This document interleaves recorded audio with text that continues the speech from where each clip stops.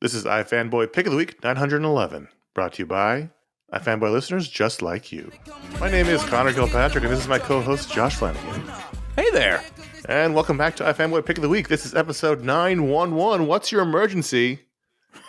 It's a comics emergency, and we're here to help. Every week, one of us picks the books they like. No, that's not how it goes. Every week, one of us picks the book they like the best from their stack of comics. We'll call that the pick of the week. We're going to talk about that book, other books of the week, the Patron Pick, listener mail if we got time. And here's your spoiler warning. There'll be some spoilers because it's a review show. Josh, you had the pick this week. So the way this works is I had a lot of books. Yeah, I had 25 books I read this week. I had something like that. I had a handful of books that I had to read from before. I did a very good job of not coming too far behind, but it happens that this was the week where I had which I don't hate.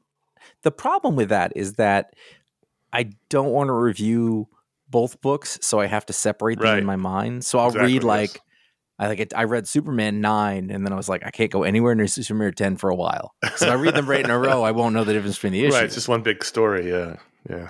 So I had read everything. And I was literally writing out the email to you this morning, and I realized that Avengers Twilight, which we knew was going to be our patron pick. Yeah. A spoiler, I guess. And I thought, I haven't read that yet. I should probably read it before I make the pick. So did you have and I'm not going to ask you what, but did you have a book that was going to be pick of the week before you read Avengers Twilight? The next two books that we talk about were my two contenders, and I couldn't decide. Okay. And I don't know why I didn't. I think I just saw Avengers Twilight and thought it was another dumb spinoff, and I didn't look at the creative team. So this is by Chip Zdarsky and Daniel Acuna. And I want to say I was 3 pages in before I was like, fuck, this is my pick of the week. I mean, it was not, and it wasn't even close. And I really was like, I don't really want to make a nostalgic Elseworlds Avengers book to pick. I just, it's... Right. From a thematic standpoint, it's not that interesting. But as I went through it, like these are things we've seen a lot of times. Old man, whatever. This is Captain America as an actual old man. He no longer has the super serum in his system. He meets up with Luke Cage. And by the way, his old black friend, I was like, Sam? Nope. Luke Cage? I just, it came to me. And like, as I kept going, the message was none of this is like, it's not James Joyce. But it's really nice themes, and it leans into superhero stuff in that, like, basically the world is very different. There was a big event where all the superheroes caused, we've seen that 100 times. This is Kingdom Come in a way. But the thing I thought was kind of cool was that it was very much grounded in our world, meaning, so if you went 40 years from now, I could see the world being like this. And something happened where basically Tony Stark and Janet Van Dyne's son, James Stark, is a big powerful person. And he's against superheroes, and everybody's against superheroes, and there's no filming of anything for some reason. And then there's, the cops on the street are like the Judge Dredd cops. And, again, we have seen all of these themes many times in many terrible things and many good things. But there's a bit where, Steve he's like, I don't want to get involved anymore. I can't do a lot. Nobody wants to listen to me. And he sees that on their gigantic TV, there's a documentary about how the Red Skull was misunderstood. And in fact, he'd try to take down Hitler, and he's like, oh, well, we can't have this. And just right there, the idea of the media taking what is truth and changing it into something new, which is the thing that we are seeing. We are seeing it in real time as we go. And I thought, God, that's terrible, but it's utterly believable in the context of this book. And it's a really nice comment on today. Mm-hmm. And, as I kept going, I thought that it coalesced really nicely into a story that I was very interested in. And as I kept going, it kept getting better. And we had flashbacks to the H-Day, the Hero Day. You had some really nice Cap moments. And I really love the way that he was drawn and portrayed. the next thing I would say about this is that, wait, is that not Luke Cage? Is that It is Luke Cage. Oh, okay. Cage, yep. He shows up later. He looks different. He's wearing a yellow shirt. That's fair. He's like Spock in that, or I mean, he's like Kirk in that chair with that yellow shirt. Yeah. You know, and as I just kept going through it, I thought the structure was really nice. How they explained what happened as he thought about it. It was all just like nuts and bolts, good comic book stuff. And then finally, you may remember sometime in the past few months, I says to myself, I says to you too, who was that guy that we really loved that I haven't seen in a while? And it was Daniel Acuna. Yeah, so and good. guys just showing up here, and he's one of my favorites. And I just hadn't seen him for a while, so I kind of forgot about him. But he's so good. He's doing everything here. You know, he's got some color assists, which I think, unless I'm looking at the wrong book and I forgot to write it down. Nope. He did everything. That's he did book. everything. It was Enfield gang, which is color assist. I just was really into it. I was like, this, and it's Twilight, and I was like, what the hell's that mean? And I don't know. There was just so much about it that it spoke to me in an entirely different way than like Old Man Hawkeye did, but it still had the same kind of stuff. Yeah, I feel like, you know, if you're a comic writer and you've been around for a while, you eventually come up with the end of the hero's story, and you want to tell it. Like, there's been so many, as you said, there's been so many of them, and there's almost nothing in here that's original, but that's okay because we will. The nature of these stories is we'll never have the third act, so exploring everyone's different look at the third act is fun, I think. As you said, there's a lot of Kingdom Come here. There's a little bit of the Private Eye here, at least in the way things look. Yes, yeah. I thought what I actually thought was I was reading this, and there's Dark Knight Returns. Like he's taking in the stuff and building on it, and that's great for me. This really felt like a Brian K. Vaughan book, actually, as I read it. As you said, Cap has no powers. He seems to be happily married to a doctor. He's old. He's got a little bit of an arrhythmia.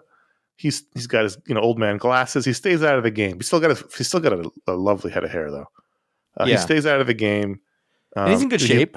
He's still in good shape. He lives among his trophies and his old posters. Only Angels Has Wings is a great film. And he's staying out of it, even though he goes to the park to have sort of hang out with Luke Cage and Matt Murdock. And they're trying to get him back in the game because they're both, whatever the game is, they're trying to get him back into it. He just doesn't want to be part of it because H-Day, whatever it was so horrific. Several things happened. One, I think all the heroes' identities were released. Two, it sounds like most of them died. We see Spider-Man's death in the flashback, and they didn't seem to know each other. So this is totally just like an Elseworldsy thing. Obviously, it is, but then of course, but then going to that TV debate about Red Skull, he comes out, and of course, he sees some injustice, and he just can't help himself, and he gets involved. Yeah, that was nice.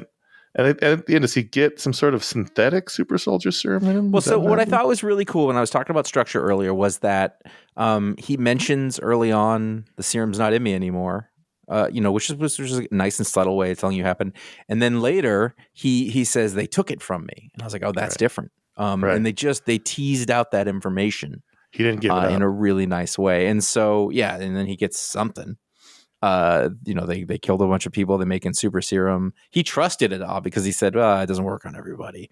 And he trusted it. And they, made him into Captain America again. And super soldier serum. I loved it. It was very good. Made me really happy. There's a backup story here, which I've read before. Yeah. This is a reprint. The Coming of the Cursed Avengers. Yeah. No, yeah, I know. But even so, I think they put it in something else. And I'll be honest with you, I didn't read it, but I looked the hell out of the art. It was Ralph Macchio's script. Yeah, it's been in many things before. It's almost like I think it's Avengers 1 from Loki's perspective. I think so. Yeah, but it's definitely Avengers 1. Anyway, this was terrific. I didn't even know the last time we saw Daniel Acuna. He's been on, I think, Black Panther. He was on Black Panther with oh, that's right. It was Black Panther for a while. Oh, you know what? If we're praising him, one of the things I really liked was his version of the future. I thought was really good. It was a little sci-fi, but it was like, well, in 30, 40 years, people might dress like this, but this is not how we dress. No. And they had... It's not far off. Like, Cap's got a suit. Yes, he's an old man, but Tony Stark's son, he's basically in a suit. It's a little strange. It's like... It's a little goofy. It's almost like a cape suit, but it's still recognizably a suit. Like it's not that far off from what we. And like all the cars look ridiculous. Like you almost don't notice it. Read between the lines. Yeah, I just Nazi. Yeah. I mean, that was so good. That's the part to me that gets you, right? Because it's like we see now the way that information is weaponized and truth is weaponized, and there's no truth anymore, and anyone can say anything on YouTube and have 1 million people believe them.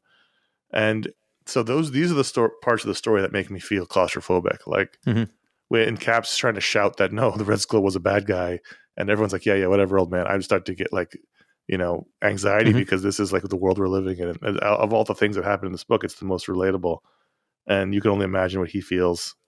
Another thing we should mention is that he ran for senator and lost. He tried to help as a elected official, and apparently no one wanted Captain America to be a senator, which is strange. But but that's what do you remember like the Swift boats with John Kerry, and it was just like, this is ridiculous. That was sort of the first time that sort of happened. Yeah, that sort of thing, and it worked. Yeah.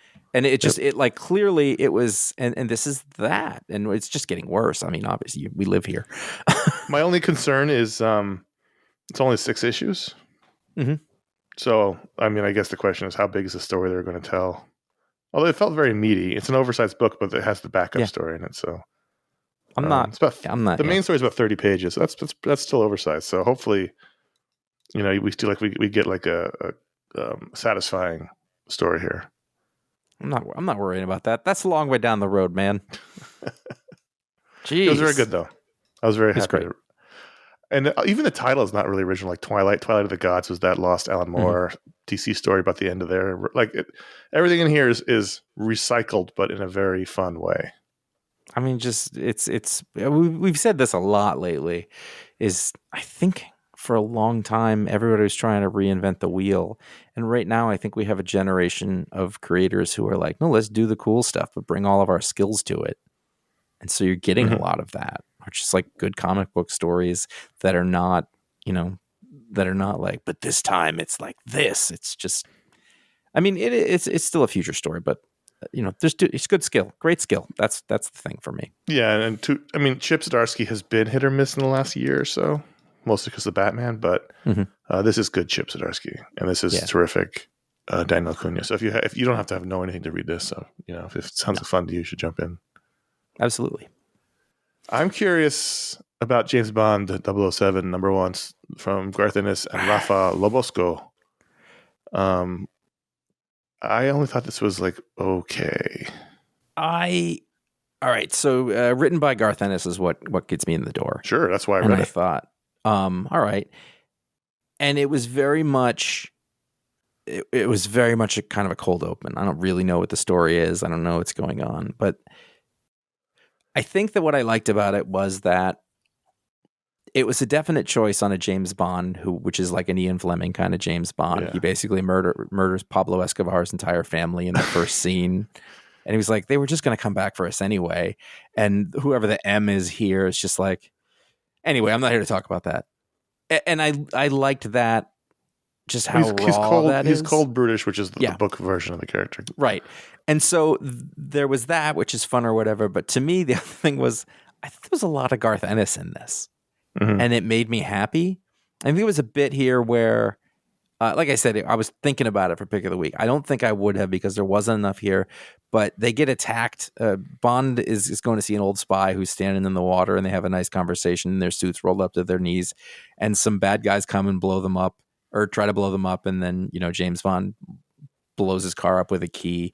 And then a man goes flying, and he holds up his stumpy arm, and his arms are, and I just thought, oh, there was just a touch of Preacher there. And also the line that he says, this is the last panel in the comic book. He goes, and you were, which I was like, that's cold as shit. Yeah. He's still a little alive, there wasn't a lot to it, but I really enjoyed being in the world. I instantly understood what James Bond we were looking at. We got a little adventure in the beginning, and I got a Garth Ennis feeling. And that was enough to make me happy. I don't disagree with any of that. I think my two main problems, one is you touched on, which is it felt very slight. Yes. And two, and this is a dynamite problem for 99 out of 100 books, is that the art is just substandard. I mean, it's just they spend a lot of money on the writers and they spend a lot of money on the cover artists, and then usually the interior artist is someone who's upcoming or cheap or whatever. But I didn't like the art at all. I wasn't great, but I wasn't offended by it, and also like you know what to expect going in. You know, you're not always going to find a Bob Q or a who was that other guy they had.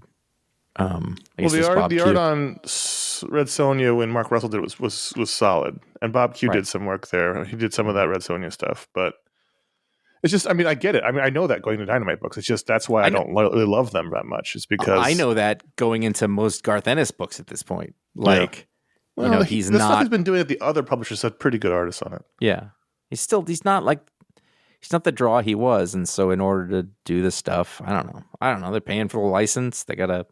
Whatever. No, I know that the money goes to the license, it goes to the writer, and usually they get a cover artist who they can sell some copies to for people who collect those things, and then the rest. Dave Johnson is exactly is not that good. So I'll read the second issue because I do want to know what the story is, and it's a very much a Cold War, hard as nails, mean James Bond. There's a hammer and sickle on the cover, but beyond that we don't know what's going on. So I'll see. I'll read a second issue and see what's going on. It was fun. I enjoyed it. The most exciting thing for me this week was that John Constantine Hellblazer Dead in America #1 came out, which was I guess it's a sequel to the Simon Spurrier, Aaron Campbell, John Constantine Hellblazer book from several years ago that we loved. I think we had 4 of the 6 books were pick of the week. No kidding. And so to see it come back, which I didn't expect it at all, was exciting to me. That was my and what was kind of cool was that it picked up. I didn't really remember what happened, but it kind of didn't matter. It was just like, all right, there's this kid who's his son who is deaf, and this Scottish lady, and they did some shit. And I was like, yeah, I kind of remember that. And they're in America now. And what got me with it, the title is Dead in America, and you kind of found out that John Constantine died. And he's still walking around via magic, but he says a line in here that I thought was really nice. As he's describing anything and then closes out whatever he's talking about with, I haven't heard my heartbeat in 2 weeks or something like that, or a month, whatever it is. And I just thought that was a really But do we know how he died? I don't remember. Or there was a bunch of shit that went down. I don't remember. Did it happen in that book or was it between books? I don't remember. I think it probably happened in that book or something. I remember because the part of the thing is that they're wanted because he tricked the kid into killing somebody who he shouldn't have, and it was a mistake. And John they killed a bunch of English government people. Remember they attacked Parliament, and it's vaguely in my head. We loved the book, but it was a long time ago. So the other thing I really liked about this was that same team, so it was just like jumping back on, and it's John Constantine, not the DC version, not whatever. It's like this is the Vertigo Comics version of that character. The theme of him being using people and knowing that he's going to hurt them and having to do it anyway, and kind of feeling guilty about it, but kind of not. But then what really got me here is that how in Batman they're not shy about using the Joker.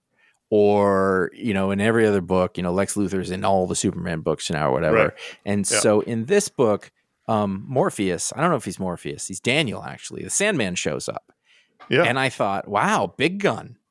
And then later he goes to see the Swamp Thing, and I was like, this is where Constantine comes from. Like, we spent a lot of time with him and the Sandman, and other than initially, I think maybe once in the book, but in the Sandman, I don't know that I've seen them together. And it was him. I think this flashback here is to that story, right? Yes, it is. Yeah, no, it's because he ended up with the bag of his little pouch of sand that the people took from him. If you watched the TV show, you saw the female version of John Constantine fill that role. She was so good as John Constantine. And she wasn't John, but she was John. And it was great. Her apartment was too nice. And then, like I said, at the end, he goes to see Swamp Thing, and Constantine. I loved that comes bit. Out of swamp. I did too. He's a golf course. He's so they have a double-decker English bus. They're driving around America. That was hilarious. The details of it don't matter. And he's going to take them to this guy who can help. And they're in Florida, and he's, he created this beautiful a home in the bayou for his wife, and he's going to show it to him, and they turn a corner and it's a fucking golf course, and which is like the worst possible thing for John Constantine. But it turns out it's still Swamp Thing. He's still the golf course, which I thought was funny. I thought the cop bit was a little heavy-handed. Yes, I agree with you. But I think it was also made up from the fact that the way that they brought Sandman into it was like everyone was getting kind of sleepy, and there's a hitchhiker, and it's like a dream sequence kind of. I thought that was really nice. Yeah. It's really smooth. The cop thing was, but there was just no nuance to it. It was just like he was like a huge stereotype. Yeah.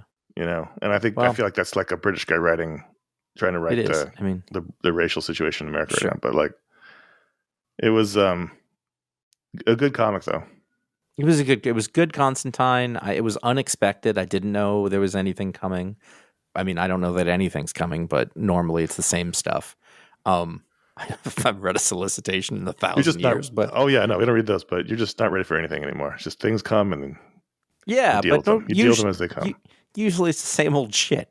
Usually it's not a thing I really like. Or it's usually life in general. Oh, sure. But usually like the comics that come out that I like that went away don't come back and are just as good as possible. And I've been reading, Damn Them All. What is it called? The Boom book that Spurrier's doing. That's basically a Damn Them All. Constantine, yeah. I've been reading it. It's okay. It's not bad. It's just like it's not Constantine, but it's supposed to be. And this is just better. I think Simon Spurrier is very hit or miss for me. Yep. But I think that when he has some constraints, I believe Kieran Gillen is the same way. When he has some constraints, he does better. When he's left to his own devices to be able to like put all of his imagination out there, which is extensive, it gets too big. But in this, he's got to stay within some lanes, and I think that makes it better. Yeah, yes, I think that first Constantine miniseries was the best thing I ever read from him. And I've read other things and haven't really liked him that much, but he's very good at this. And that's the thing, you can't. Well, I was going to say you can't ever write off anybody, but you never know who the right person and the right property and the right character will come along and it'll work, even if it's someone whose work you don't normally like. And I think that's for me a size spirit. I read the first 6 issues of that Damn Them All, and when it kept going beyond that, I didn't keep going with it. But I'm looking forward to this. I think I kept reading it because I was like, well, he's doing Hellblazer, so and I would read it if it was Hellblazer, so whatever. And now it is. I also think Aaron Campbell's terrific. I love his sort of gritty style that is sort of realistic, but also fantastical. That fits right in with the Vertigo Hellblazer. I mean, that's spot on for what that should be. Spot on. His pages with Daniel were terrific. He does the ghost and he does the demon and stuff really, really well. Yeah. And like the pages that one page where he's like Constantine's walking around his face. I mean, not literally, but that's the construction of the page was terrific. Actually, it was a really well written Sandman too. Because he does that thing where he kind of is everything at once. Like he's kind of nice and sweet, and then he can be really scary because he's so powerful. Right. And I thought that was done really well. And the lettering is a dead giveaway. When that happened, I was like, because that was the thing at the end of the book when he, was reborn as Daniel instead of Morpheus. Like it went from black with white lettering to white or black on white, but different, stylized. Right. Todd Klein. Shout out to Todd Klein, everyone. And so there was that, which was nice. Let's take a little bit of an early break here to talk about how best to support the show. We have a bunch of other books to talk about. This was the best place to put the break. This is a listener supported show. That's how the new media works. Most things are listener supported, fan supported. And we thank everyone who supports the show. There are many ways. I'm going to run down through them real quick because we have a lot to talk about. Patreon.com/iFanboy. That's our main source of support. You can go there, be part of a great community. iFanboy.threadless.com is our merch store. We got 13 designs. You can put on all kinds of merch, including t-shirts. iFanboy.com/support is our digital PayPal tip jar.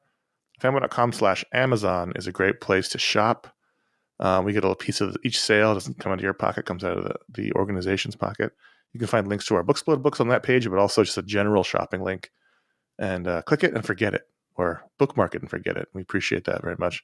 And also bookshop.org is our partner to help out local bookstores. If you buy a book from them, you can designate the money from your sale go to a particular bookstore or just to a general fund that is shared amongst all participating bookstores. And so those are all great ways to help support iFanboy and our various shows. And hopefully you enjoy them enough that one day you feel like you might want to do so. And we thank you very much and appreciate that. We have come to the end of the Enfield Gang Massacre.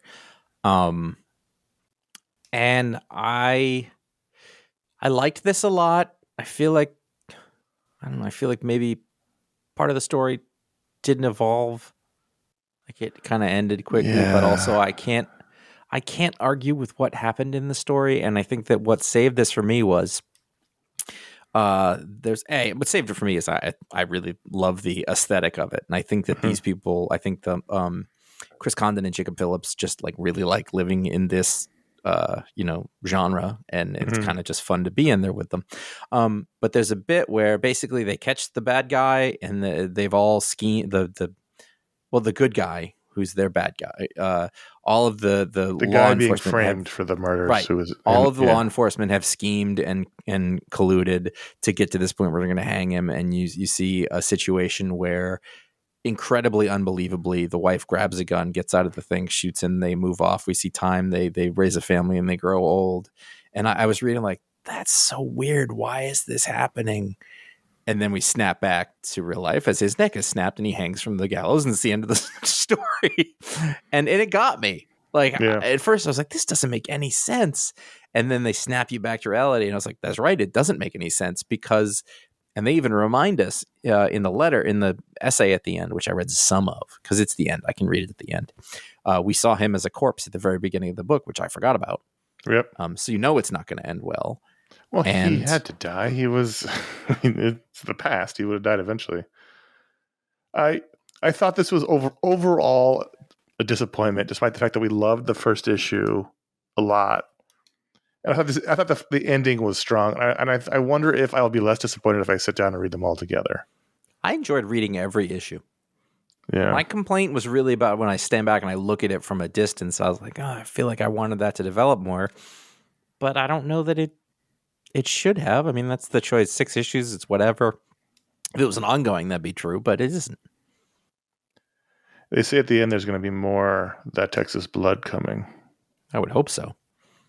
Says, no more Enfield, but we'll be back with some more That Texas Blood. Just bear with us. So. His essays are so earnest. Like I'm just so happy to be here and thank you so much. And this is what we love to do. And I love it. It's very sweet. I mean, overall, I was happy the book came out. We don't often get just a straight up Western without a demon or a monster or whatever. And so that I'm not all bummed about the book. I just feel like the middle lost the thread a little. I'd like to go back and read them all and see if I still feel that way. I think part of that feeling is that you want the actual bad guys in this to get some comeuppance and they get none. So the whole time that other sheriff guy or whatever he is there's a Texas Ranger and then there's the other the Ranger, and he's like he knows what's happening and you think he's gonna get him, but he don't. I don't think that's the case, because I think the case is that I don't understand why anything happened. I think we know that this guy, not the Ranger, but the guy with the black goatee and the black hat, it's really obvious who's the bad guy, killed the 2 people in the first issue. We didn't see it till later, but I don't know that we ever know why or why anything was happening or why he was framing the Enfield. Like, I think that was what bugs me a little bit. Maybe I'll go back and read it and it'll be clearer. I think that they just wanted to get him because he'd been robbing folks or banks or whatever for a long time. But the guy's clearly evil because he like disemboweled them. It wasn't just like he shot them. Like, it was something about that. And so I'm just curious as why anything happened. That is a fair criticism. You made me read Creepshow, or you told me to read Creepshow number 5. I said check it out. It was a soft recommend. Yeah. And I tried to do what you say to do. Sure. So I read it. I read the first story. Yeah, that's all I said. Yeah. This Creepshow, an anthology of like Creepshow. It was a thing. It was a TV show. But it was a comic too, and it created the genre. So 2 morality tales as gross out little horror stories. Saladin Ahmed and David D.B. Andry and Saladin Ahmed and Artyom Toplin on the first story, and You got yourself a Wortham kind of guy, and all comic books are bad or whatever, and he gets trapped inside a comic book, and like the panels start cutting him and slicing him to bit, and so for a Wortham guy to get stuck inside a comic, I just thought it was a fun way, and I haven't seen in a while, to mess with the form and sort of acknowledge that you're in a comic book. The art was terrific. I'm going to get to that in a second. The art reminded me a little bit of, who was the guy that used to do the books with Kyle Starks, or does the books with Kyle Starks? Schweitzer? Chris Schweitzer. Although, reminded me a little bit of Chris Schweitzer. So this is like a guy running for governor who's going to burn comics. He does big comic book bonfires, and he gets caught inside the comic, and he ends up burning. All very ironic as these stories end up being. You need to check out. Well, another book doing this sort of thing also is Local Man, that Tim Seeley's doing an Image, and we very recently had the main character take hallucinogens and be high for 2 issues, and in the last issue he started walking through the ads in the book and all the other stuff and commenting on everything, and being able to see the sound effects just like here. So it was very similar kind of thing, less bloody and gory, but and the thing about this book that's fun is that the bad guys always get their comeuppance in it, and it's terrible. Oh, for sure. And I enjoy that. It looked very. I skimmed the second story. It looked somewhat similar. I really like the art on the second story. That was by David Andre and Tim Daniel, with art by Matthew Roberts. Basically, monster under the bed, and his parents don't believe him; they're jerks. And the monster says, "You got to give me something you love if you don't want me to eat you." And so he starts giving him comics. The kid's super into comics, and at the end, the kid becomes the monster under the bed, but the monster really liked him and he liked his comics, so he was never going to eat him at the first place. By the way, the kid's parents get eaten. There's your spoiler. It was good. I love the art in that second one. That was beautiful. It was very good. Yeah, this book's great. It's good every time. It's good every time. It's great talent on it. Fantastic Four 709 or 16. This is Ryan North's first issue doing the kids. It's a kid-centric story. The Valeria and Franklin and the two space kids. Didn't really love the Francesco Mortorino art. It was fine. The faces were a little pinched, but that's okay. I thought it was a fun story. I don't want to do the kids all the time, though. But I think every once in a while the kids get the spotlight. That's fine. I thought it was a fun one. Like the geniuses, but they don't have the maturity, so there's hubris. They're smug. I really like that. Like Reed and Sue's kids are smug. They're rich kids, really. I mean, more or less. They're their parents worked really hard for everything, and they're super geniuses. And these people are super geniuses too. But they've had it easy in a way, or at least in this. They're celebrities. They've got abilities, or at least they had abilities. They hang out with famous people. They're celebrity kids, and so they go to a new high school in this small town because they're all forced to flee New York after the disaster that of the whole building thing, and so they think in this small town high school they're going to rule it. Everyone's going to love them, and at first they do, and then it very quickly turns on them. I really like that the story isn't that some shit happened in New York and they're solving that problem. That's all just a reason to have them not be there and to be in other places, and that's wonderful. That's not the reason that.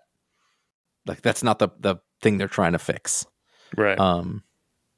I love how quickly. It was fun that the hubris was the fun part, right? Like they thought they could invent this thing. There's the ultimate solvent, and it's so good. I love how quickly it escalated. Like it kept getting worse, and they were like, "We solved it." And they're like, "You didn't solve it." I mean, and to be fair, they did it. They invented it. They just said it was so much of an ultimate solvent that it burns through everything into the center of the earth, and it becomes like a real big problem that involves two spaceships. And I mean, this was really, really well done Ryan North stuff. Again. But I think, yeah.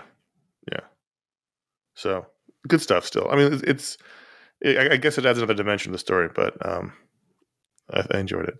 I don't think we have talked about this particular Batman Superman World's Finest storyline yet. I know Ryan and I talked about the first or the second issue around Thanksgiving when you were not on the show, but I don't think you and I have talked about. No, we haven't. And what's going on here?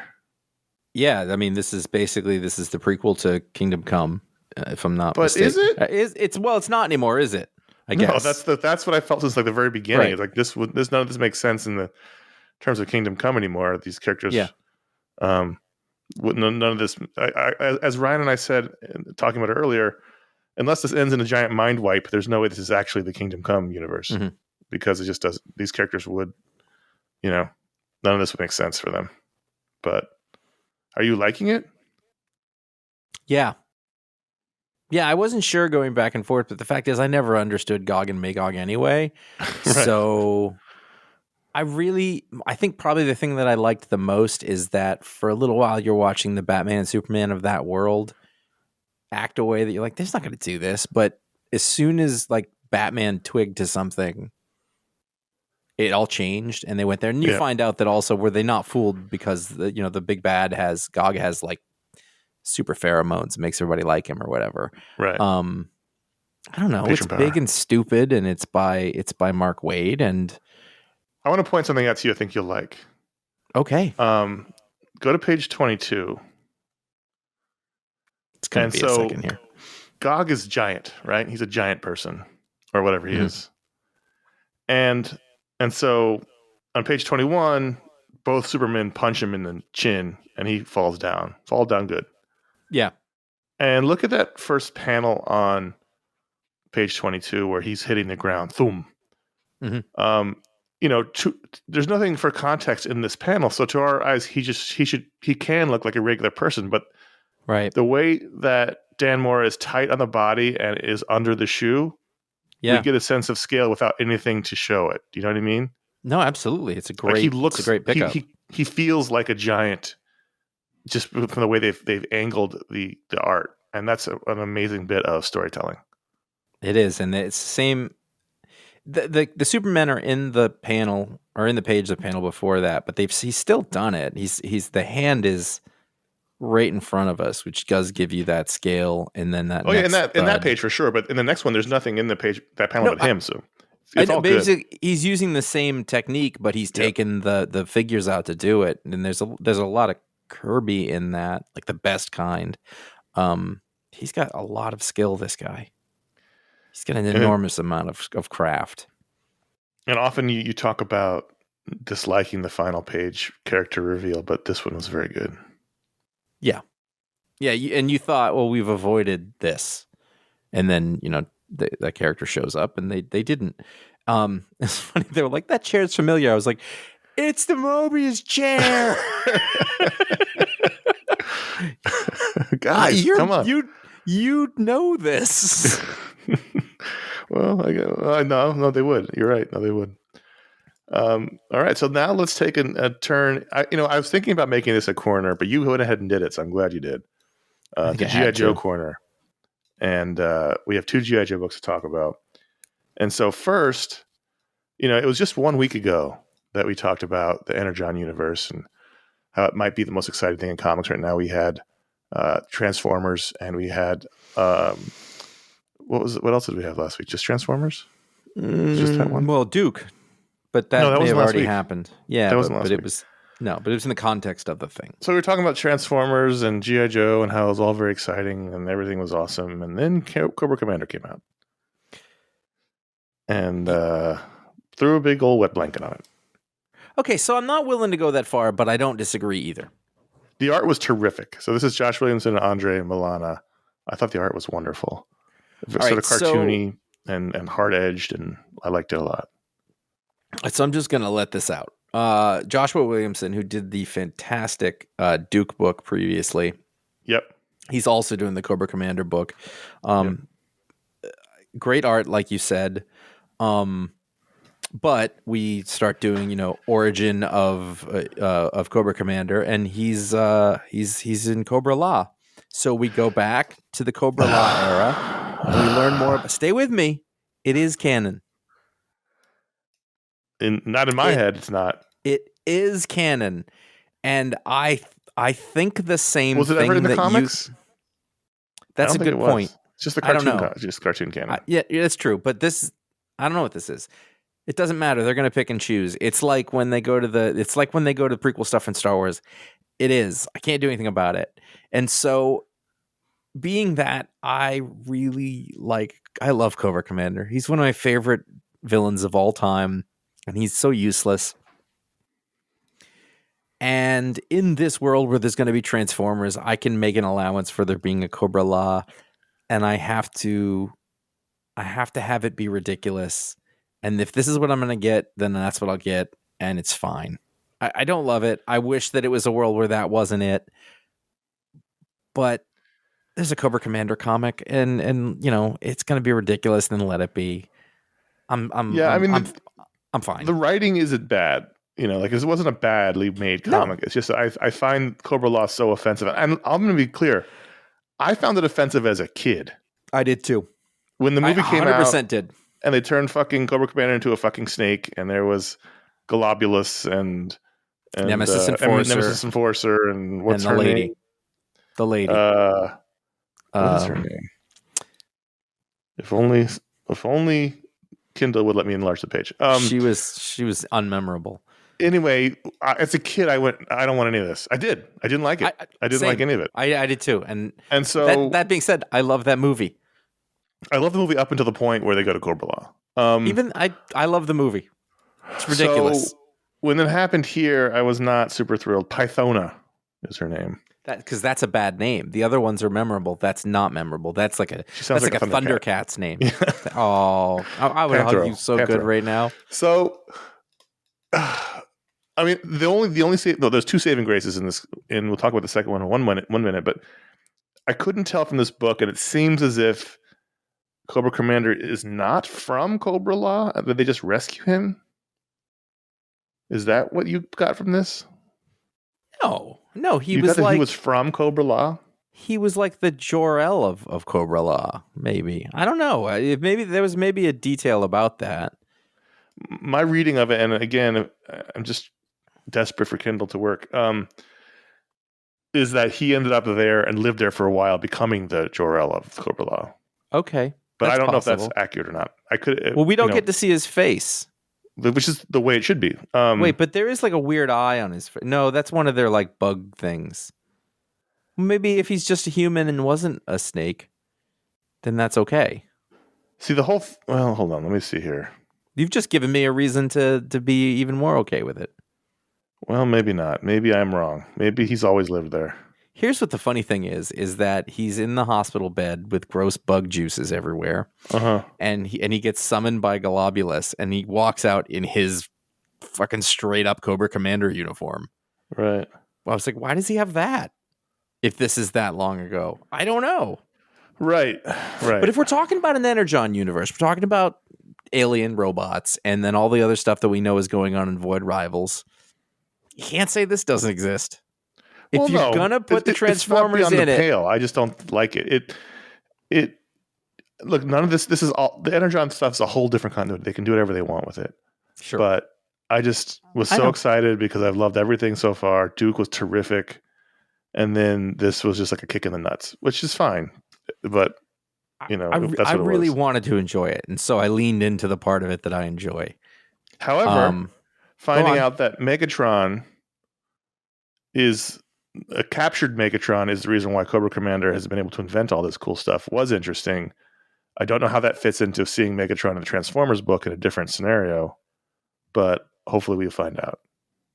And there's going to be Dreadnoks. Yeah, I need to reread this issue. It was hard to read through the blood in my eyes, so it's fine. I might have missed a detail. And then Thank over God the same for G.I. Joe. G.I. Joe, Real American Hero number 303 by Larry Hama, who is age 74. And by the way, fascinating life on this guy. I went and refreshed myself on Larry Hama's life, and it's just he's delightful. You know what's interesting is that Chris Mooneyham is very similar in style to Andy Kubert, who's doing the covers. Yes, I see that. And it's like I get it. Andy Kubert is a name and sells, but like Mooneyham could just do the covers. He's almost the same artist. Yeah, well, I figure they make about half their money from cover artists at this point. Yep. I like a lot of this, and it should be noted that right now I am watching the G.I. Joe cartoon, reading the G.I. Joe comics, and into this, and I'm starting to get a little like, when people do too many drugs and the edges of reality, like that's kind of where I am. How many continuities are you dealing with? 4? 3, I think. 3, yeah, no, 3, because this is part of the original one. 3 continuities. I guess this technically is the same. It's just a different time in the original one. I This is even had not. that problem myself, and I'm not even watching the cartoon. I was reading the collection that we're going to do the book split on today, and I was starting to lose it a bit because I just, I was like, wait a minute, what? Because there's a lot of G.I. Joe. It's a lot of G.I. Joe. That is a good way to be. The thing that I don't at the beginning, like you've got Cobra Island they all turn themselves into zombies, but slowly over time, Serpentor and Dr. Mindbender, it's Genghis Khan Serpentor, who looks like Genghis Khan, by the way, which is a nice addition. They don't seem to be zombies anymore. Right. They're pretty much people who are just kind of screwed up, and I'm cool with that. I like that. We need to stop. We need to stop Snake Eyes from talking. We need to do it right now. Well, that was my main concern. So, they have these AI bats, like next generation bats, Blue ninjas, bat ninjas who they have deployed here, and they're attacking several places, including the G.I. Joe base. But one of the places they attack is Snake Eyes' cabin, where he and Scarlet are living with their new dog. And of course, these AI ninjas have bitten off more than they can chew. I understand that Snake Eyes is now a clone of some other version of Snake Eyes, but that clone should not have vocal cords that work. I mean, just like the one he's cloned from. I figure they got to take it away at some point. It doesn't. You know what? Let him have what? I don't see the Arash tattoo either. Well, he wouldn't have it. Right. This is a problem. Maybe this will all be paid off. Could be. I gotta love a scene where some people come in to get Snake Eyes and they don't know what they bargained for, and he kicks the shit out of him. He's the Wolverine of this world. And Scarlet. Let's not discount Scarlet. Yeah, no, I get that too. But he's the one jumping around doing cool shit. She's rad. Well, she takes that one guy down with the giant thing here. But he started talking. I went, what? Because I realized you and I came in at the very end of the run before. Yes. We came in at like 295 or something. We don't know exactly what's been going on. We didn't know why there was two Snake Eyes. We didn't know what was happening. So maybe there's context for why he talks. Hey, but it was delightful to not know what was happening and be like, what? Why is that? That was a big part of the appeal. Yes. No, I agree. Mooneyham draws the hell out of this sequence, by the way. Yes, he does. Terrific dynamic angles coming up from below, past the bats to see the Snake Eyes and Scarlet in the rafters, and then really fun sword fighting with AI robot ninjas, and really, the art in this is just terrific. How can he keep this up? Yeah, good stuff. Also, a really good Spirit. Great Spirit. Spirit is watching from the water tower. That's how he protects the base. By the way, sometime around episode 15 or so, G.I. Joe cartoon gets really good. All the other characters start showing up, and it's just like Quick Kick's over there. There's Snow Job. There's Barbecue. Oh, I can't wait till it starts happening in the comics. I can't wait. This base is in Utah. It should be in Staten Island. Should be Fort Wadsworth. 6 stories down. I'm just happy that this came out the same week. If this hadn't come out the same week as Cobra Commander, I might have been distraught. But it was okay. Again, Cobra Commander not badly made. Just lean into it. It's taking the only part of G.I. Joe I dislike. Decide that you want to enjoy Cobra Commander as much as you can. We're in a world where there's more Cobra Commander, and it doesn't matter. It's all lies. Lies! You were doing that once and like hurting yourself. So the problem with that, by the way, the Cobra Law thing is that at the beginning there's a guy, and I thought that was going to be Cobra Commander because he yells retreat several times. And I was like, well, that must be Cobra Commander. Right. That's what he does. Retreat. If somebody yells retreat, it needs to be either Starscream, who yells retreat in the last issue of Transformers, or Cobra Commander. Retreat! So good. It's just way more powerful if he is basically a charismatic cult leader as opposed to a supernatural soldier. You know what I mean? All he needs to be is an overconfident, arrogant buffoon. Right. But that comes from being a nobody as opposed to, you know, a snake He's man. a nobody. He's a nobody in the snake world too. He can't catch a break. This is what I'm talking about, but he doesn't accept it. Patreon.com/iFanboy is how you can vote to add a book to the rundown. If you're a patron, every patron gets to add a book to the rundown. The final book we talk about, it's called the Patron Pick. And this week, the votes were spread out a bunch of books. The winner was the leader the entire time. However, it got close towards the end, but it ended up being Avengers Twilight Book 1, which Josh spoiled earlier. And so we already talked about it, but we can rate it. Ratings on Avengers Twilight Book 1. I'm going to give it a 4 1/4. 4.4. 4.4. 4.4. 4.4. That's what I'm saying. Sticking with it, yes. Obviously, yes. We're both we're in for the whole business. I can't wait. Even if it was just Acuna, I don't think I could. God, he's good. Patreon.com/iFanboy. If you're a patron, every patron gets a vote to add a book to the rundown, but if you give it the $5 or higher level, you get a superpower live on the show. It's called the Patron Power. We like alliteration. We are comic fans, after all. And this week's Patron Power goes to Chris Malloy. Chris Malloy's power is that his hands can grow to 3 times the size of normal hands. Just 3 times. At will? Yes, he can make them grow and shrink back to normal. Is he able to do sizes in between? No, they just grow big. So there's only normal size and 3X. Yep. Okay. Big palooka hands. I'm trying. Does his relative strength? Does he lose? Like is it harder to wield large hands for him, or is it the same as if they were his regular hands?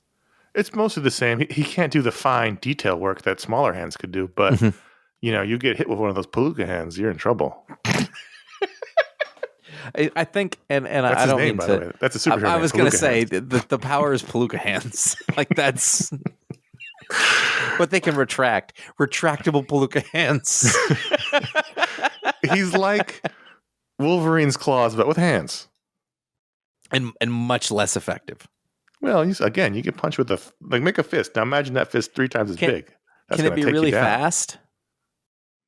What do you mean? Can he say that he winds up to slap the bad guy. And as he pulls back, it's normal, and then as he comes forward, the second that he makes contact, it's full size. Okay.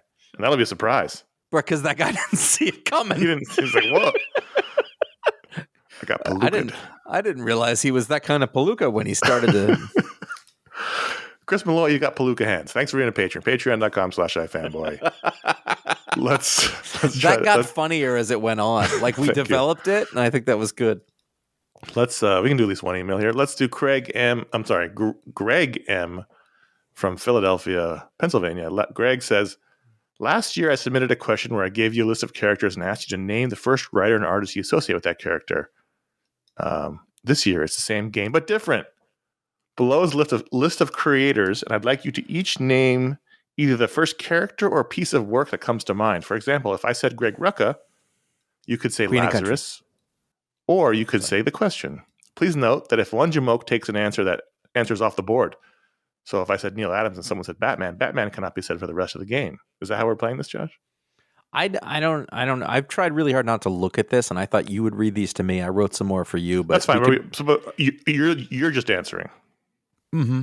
You can answer after, but I'm not doing. Here's what I'm going to put we cannot reuse a character, right? But the other person can. If we both are if it's Neil Adams and we both want to say Batman, I mean that violates Greg's rules. I don't like Greg's rule because the intent is to say the first thing that comes to mind. And if a person, Greg's trying to make it harder as the game goes. Right. But then what happens is by not being able to do what you said, then you're not saying the first thing that come to mind. You're coming up with a second answer, which is irrelevant to the. Therein lies the challenge, I believe. I don't like it. All right. Josh is tossing your rules out the window. Okay. So I'm reading these names. Mm-hmm. All right. There's 1, 2, 3, 4, 5, 6, 7, 8 names. And I've tried not to really look at them or think about it. So I've tried to not. First name, John Byrne. Superman. Wolverine. Interesting. Well, I'm trying. I couldn't help but play by the rules. Okay, that's fine. It's Alan a good Moore. answer. Watchmen. League of Extraordinary Gentlemen.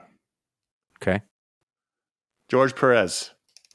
See, I was going to say Superman again, but I got to say Avengers then. Louise Simonson. Oh, God, the only thing I know is Superman X Factor. Oh, did she not? You can say Superman. No, you already said it. All right, that's fine. I'll take you. Fine, Superman. Did she not do? Did she not do Thor? She didn't do Thor. Just Walt. Just Walt. I think she did everything. This says Robert Kirkland. He's the Costco image comics. He paper towels. Free samples. I'm assuming Robert Kirkman.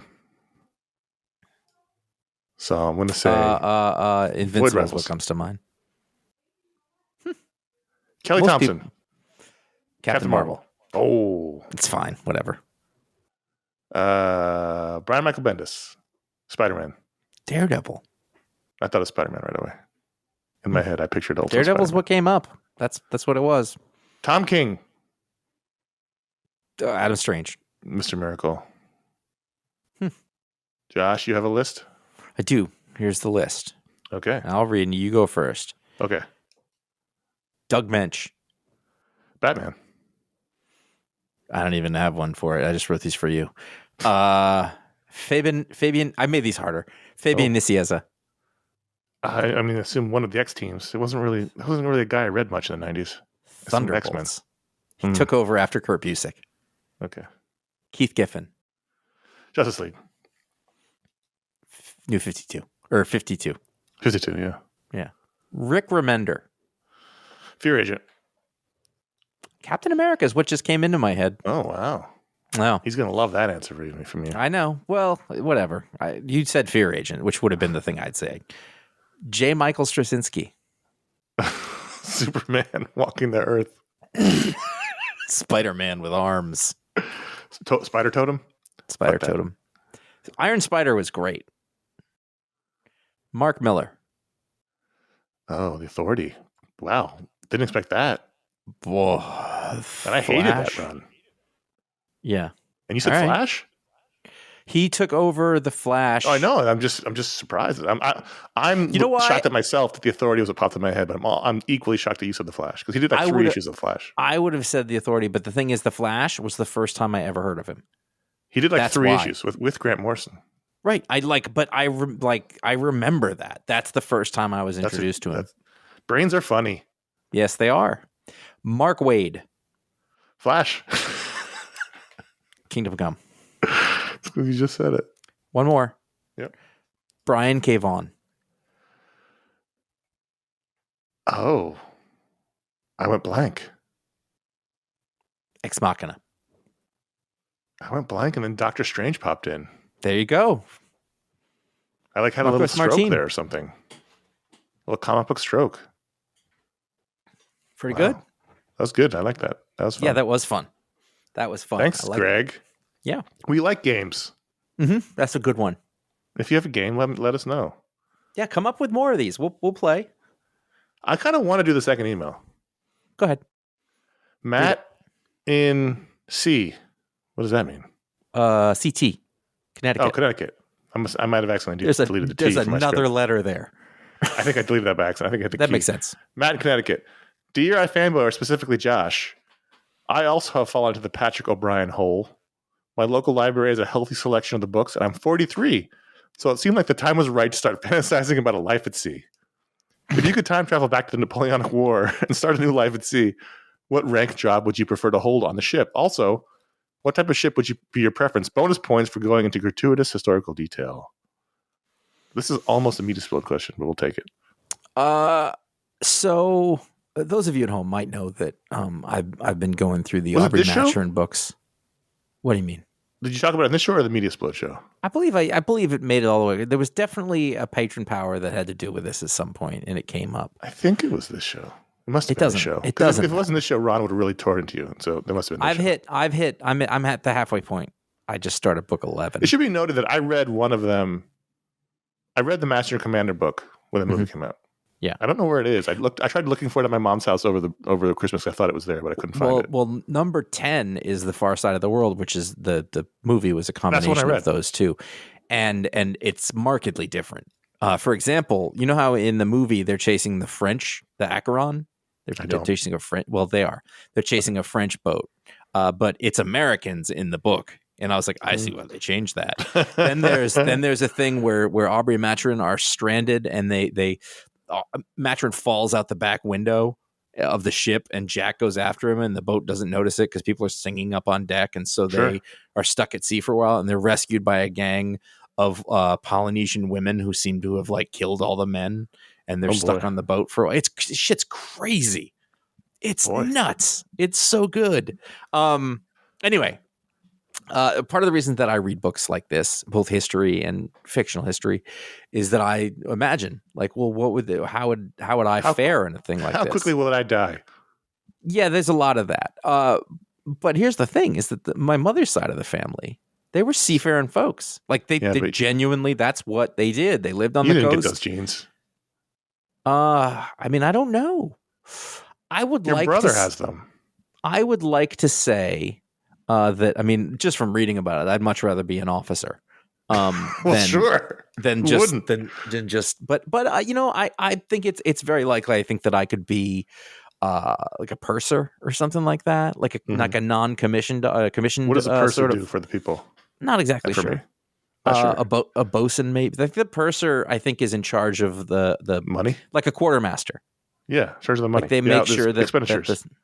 I hope that I'm not wrong about that. It's going to be embarrassing. You know, they can do this stuff. Maybe they were a seaman at some point. You know, one of the hands. But an able seaman, like a first rate, not cleans just up all the vomit, just a lubber. Well, usually folks are impressed. And they'll take kind of anybody to fill out the complement of the ship, and they'll put some lubbers on there, and you know their job would be to do the non-seamanship stuff. So it's clean, constant. The deck is constantly being cleaned. Everything is being polished. You know, someone's got to clean stuff, and those are the people who have been kidnapped to work on the boat. Pull ropes. It wasn't kidnapping; it was lawful. But yes, that was they were pressed. They were kidnapped legally. I mean, but sure, I would like to wear the hat athwart like Nelson did, as opposed to like the you would just walk around with the younger people did with the glass that can the telescoping glass to look at things far away. Is that what you want? Yeah, I mean, here's the thing. I really like the clothes. I would want to wear the clothes and just the hands. They didn't do that. Boots. They just wore whatever. Yeah. Oh, and I like it. Like when you were a kid, did you think it would be rad to have an epaulette? Sure. I want epaulettes. I want a person to do that. I just want to say, bring the sherry, and they do. Someone does. Some poor bastard who got kidnapped brings you sherry. Yeah. I think what Matt needs to understand is, especially living on the coast in Connecticut, it's totally normal to fantasize about a life at the sea, especially around 43. I definitely do. It's my go-to joke is I'm just going to go to the sea now.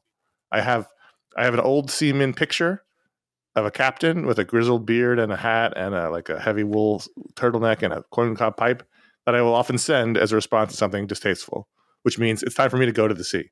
That's, I think, normal. I think we all stand at the coast, look out at the sea, put our hands behind our backs, clasp them, and think maybe life would be simpler there. I think that's normal. And that's true. That's a big part of the books is that on sea, everybody knows their place. They know what they have to do. When things are bad, you can't do anything about it. Push through it and weather it. And all of the complications of life are actually gone because you don't have to make choices. You just have to get survival. Through things. Yeah. And so the purser is an officer on the ship who keeps the accounts. So yeah, that's what I was. I just, I think it's totally normal to be like, you know what? Maybe it's time for a life at the sea. But leave it all behind. I mean, that happened. Sometimes voluntarily, sometimes not. Thanks for Matt and Greg for writing in. That was super fun. We got some good emails over the break. We could always use more because they're fun to do. Plug time. Emails have been good so far. Yeah, they've been real strong, real solid. Yep. Not a bad one in the bunch. This past week, we had our Meaty Explode show come out right behind this show on the feed, where Josh and I and our buddy Ron talked about all the things we watched and one thing we listened to over the holiday break while we were off from recording. Lots of stuff, more than you would think. And the show got progressively more antagonistic in a funny way. That was Depends on who you are.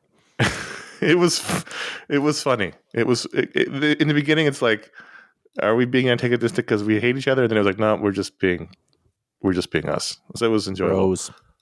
Then this coming week, this very week, if you can't get enough G.I. Joe talk, and I know some of you definitely can get enough. You said so. Some of you reached that level years ago, and we apologize. And yet, it's not going to stop though. I don't. I do not apologize. I love it so much, and I don't love it less as time goes on. I love it more. Well, you're watching the cartoon, for God's sake. So it's this so coming good. week is our Booksplode show, the first one of the year. We're going to be looking at Classic G.I. Joe Volume 1, which is the first 10 issues of the, one of the most important comics ever published, G.I. Joe, A Real American Hero. Or so more. That's coming up. This coming... We're only promising 10, but I can't tell you for sure that I won't talk about 14, 16. I don't know. All right. Well, we'll see. But that's happening. I got to get to 21. I know that much. This coming week. So look for that.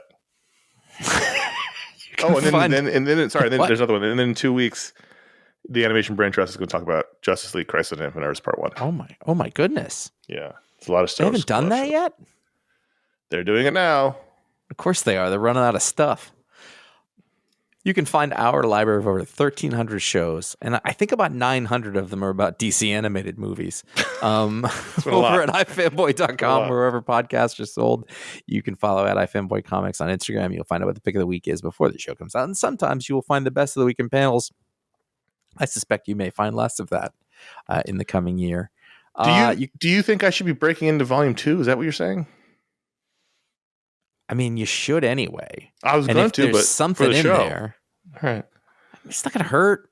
All right, fine. It's almost a 40-year-old book. I'm enjoying the hell out of it. I already had that thought. I shouldn't need to do it. I didn't think I did do it for the show. Yeah, but I'm not saying, but I'm also not telling you I'm not going to, if there's not something. Because here's the thing. We're doing 1 through 10. 11 is Welcome to Springfield. And 11 is where the mythology starts. That's when shit pops off. Yeah, we'll get to the show. I think that's Chris that he meets in that issue, but we don't know who that is yet. I think so, I'm pretty sure. Oh my God, I'm so excited. I haven't read him for 20 years. I cannot tell you how excited I am to keep doing this. All right, so where are we? CSGO Patrick and J.A. Flanagan on Instagram.